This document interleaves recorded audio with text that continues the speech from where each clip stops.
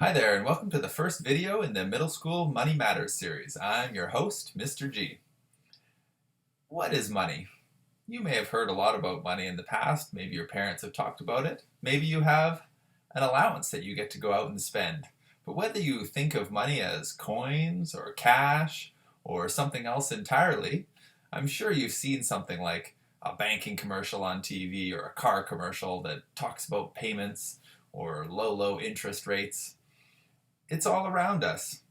You may have gone to the grocery store with your parent and seen lots of products on the shelves with prices underneath them. Why does one bag of chips cost a different amount than another bag of chips? What is money?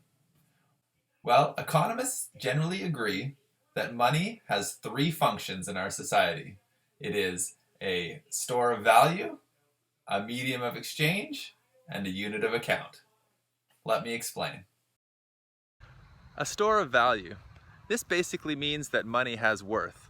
Now, in the past, things like gold and silver and other precious metals and even salt were used as currency because they had value in and of themselves. They had inherent value. They were useful.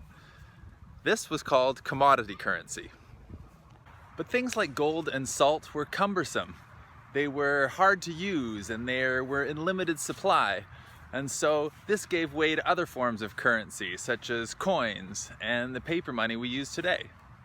Now initially coins were made of precious metals, and so they had inherent value. People would take gold coins and cut them in half or cut them in quarters and use them to purchase things. But eventually this gave way to the paper currency or plastic currency that we know today. This is called a fiat currency. A fiat currency, nothing to do with the car, is a currency that's backed by a government. The paper or plastic that we print our money on isn't really worth anything. The money doesn't have any inherent value.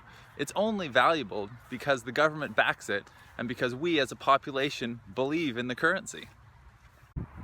Government control and backing of the currencies we have today is what has led to our current monetary system. Without that government backing, it wouldn't lead to the public belief that the money we have is worth what it is. Money only has value because people believe it does. Think about something like Bitcoin and the new cryptocurrencies. Bitcoin is simply a collection of computer code. The only reason Bitcoin has any value is because enough people have agreed that it does. We use the same paper or plastic here in Canada to print our money on, regardless of the denomination. The only reason that a piece of plastic that's brown with a 1 and 2 zeros on it is worth more than a piece of plastic that's blue with a 5 on it is because we believe it to be so. So something like the store of value really comes down to public belief and confidence. And we are confident that that value in the currency will remain stored, that it will still be there to use tomorrow or next week. That's the key with the store of value. It doesn't disappear after a day. If you were to get paid in peaches, after a few weeks the peaches would rot and then they'd be worth nothing. The store of value. Next, money is a medium of exchange. What does this mean? It means that you can take money and you can exchange it for goods or services. Think about this.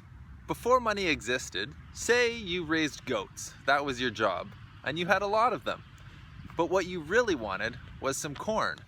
What you would have to do is you would have to traipse around looking for somebody who had corn, and not only had corn, but was willing to give you some of their corn in exchange for some of your goats, because that's all that you have.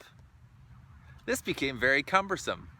So what money did is it allowed you to take your goat and sell it to somebody else for some money, and then take that money and go and buy some corn.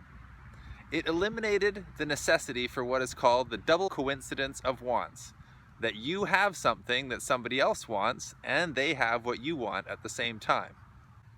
Now you can simply go with your money, and once you've negotiated a price, you can buy what you want, and then that person can then take the money you've paid them and go and buy what they want.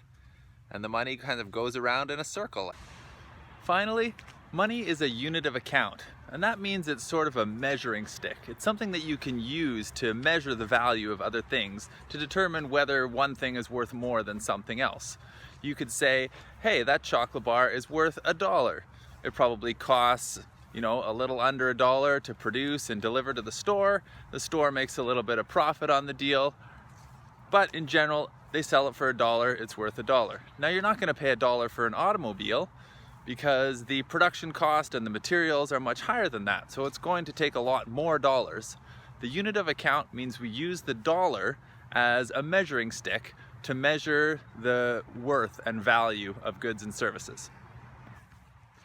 This is why in our modern capitalist societies, they all have their own currency. Whether it's called the euro or the peso or the yen, they all function in pretty much the same way. They all act as a medium of exchange.